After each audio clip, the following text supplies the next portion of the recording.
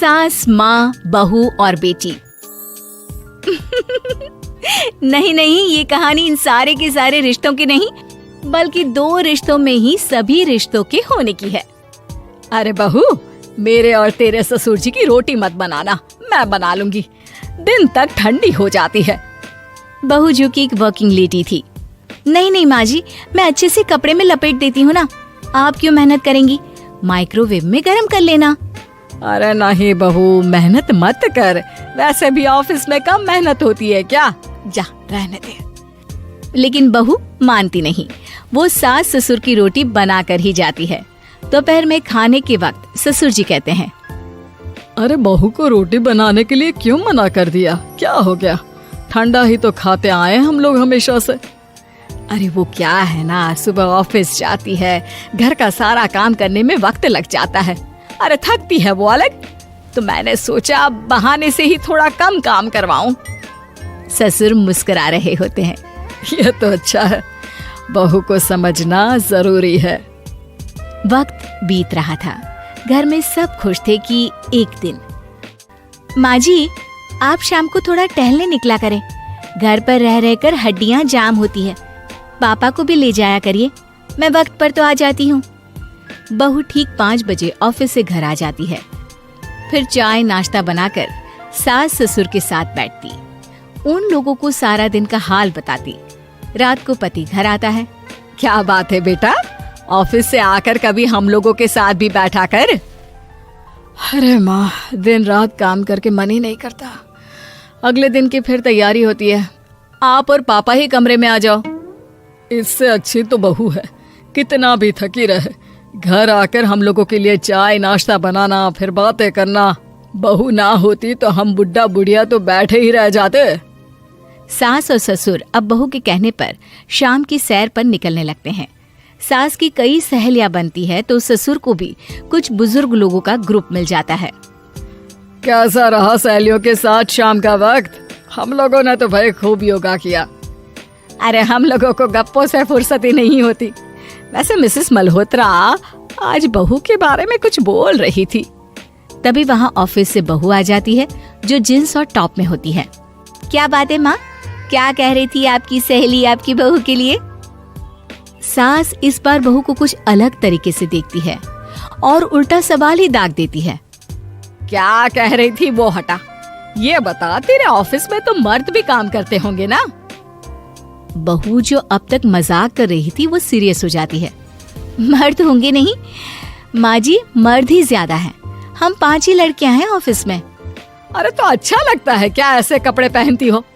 कल से तुम ना साड़ी पहनकर ऑफिस जाना, और हाँ, शाम का नाश्ता थोड़ा जल्दी बनाया करो, नाश्ता बनाकर बाद में ही ऑफिस के कपड़े चेंज करने जाना। बहू को समझ में नहीं आता कि सास को हो क्या गया है, लेकिन वो कुछ नहीं कहती, सीधे किचन में जाकर चाय नाश्ता बनाती है और सास ससुर को दे देती है। अगले रोज बहू ऑफिस के लिए तैयार होती है तो खूब सुंदर सी साड़ी पहनती है और ऑफिस के लिए निकलने से पहले सास और ससुर के पैर छूती है और निकल जाती है। क्या बात है, आज मेधा के ऑफिस में लग रहा है कोई फंक्शन है।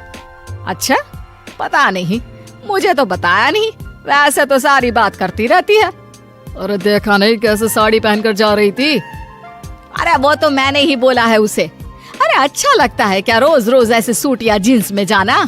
बहू हो, बहू बनकर रहो। और आप भी ना मेधा मेधा मत किया करिए, बहू बोला करिए, सर पर चढ़ जाएगी तो दिक्कत हो जाएगी। सास अब बहू को बहू जैसा रखने लगती है, हर बात पर रोका टोकी, हर बात पर ताने।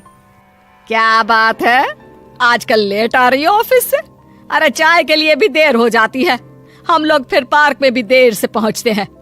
सभी की बहुएं वक्त से चाय नाश्ता करा देती है अपने सास ससुर को, बस एक तू ही है जो उस वक्त ऑफिस से निकलती है।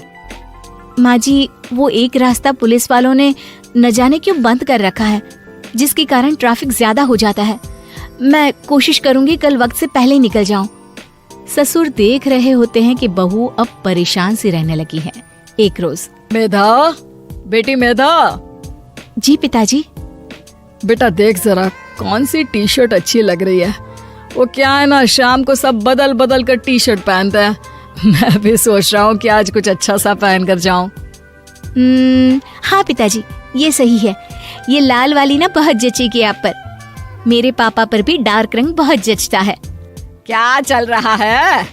अरे ससुर के सामने घूंघट तो छोड़ो, ऊपर से रंग बताया जा रहा है टी शर्ट का। अरे बहू, कोई संस्कार दिए नहीं है क्या तेरी माँ ने? बहू इस बार बहुत निराश हो जाती है। वो वहाँ से तुरंत अपने कमरे में चली जाती है। अब बहू घर का सारा काम करती, ऑफिस जाती, लेकिन साड़ी और सर पर पल्ला लेकर। एक बार पड़ोसन उनके घर आती है। वाह सुमित्रा बहन, बहू का तो रूप ही बदल दिया। ठीक किया, बहू बहू जैसी ही अच्छी लगती है। अच्छा चलती हूँ मैं। पड़ोसन के जाने के बाद सास बड़ी अकड़ के साथ कहती है, देखा मेरा कमाल, कैसे मैंने मेधा बहू को कंट्रोल में कर लिया।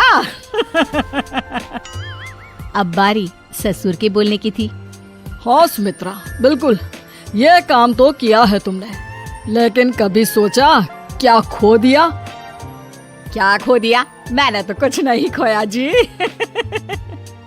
खोया है, पहले बहू जब ऑफिस जाती तुम्हारे पैर छूकर तुम्हें गले लगाती, लेकिन अब सिर्फ पैर छूती है। हाँ जी, ये बात तो आप ठीक बोल रहे हैं। पहले घंटों हम लोगों से बात करती, कमरे में ना जाती, ऑफिस से आते ही खुद की चाय, खाना, नाश्ता सब हम लोगों के साथ करती, सारी बात बताती। लेकिन क्या तुम्हें पता है, बहू की तबीयत खराब चल रही है, वो माँ बनने वाली है। ये बात मुझे बेटे ने बताई कि तुम्हें बता दूं। अब सास की आंख में आंसू थे। वो समझ गई थी कि लोगों के कहने में आकर उसने क्या खो दिया। शाम को बहू घर आती है तो माँ किचन में पकोड़े तल रही होती है। अरे माँ जी, आप रहने दीजिए ना, मैं आ तो रही थी। अरे नहीं, जा तू चेंज कर ले, मैं नाश्ता और चाय टेबल पर ही लगा रही हूँ मेधा। सास के मुंह से अपना नाम सुनकर बहू को बहुत अच्छा लगता है। माँ जी, कोई गलती हो गई है क्या? मेरे होते हुए आप काम करे, ये ठीक नहीं है। संस्कारी और समझदार बहू सास को माँ समझती है, लेकिन सास की बेवकूफी उसे सास ही बनाकर रखती है। बहू, मुझे भी थोड़े संस्कार और समझदार बनने का मौका दे, जिससे मैं भी बहू नहीं बेटी को देखूं तुझ में। और हाँ, मेरा होने वाला पोता क्या कहेगा कि दादी ने तो मेरी माँ को बहुत परेशान किया। बहू सास को गले लगा लेती है। नहीं माँ जी, वो कहेगा कि माँ को तो दादी ने बेटी बनाकर रखा है।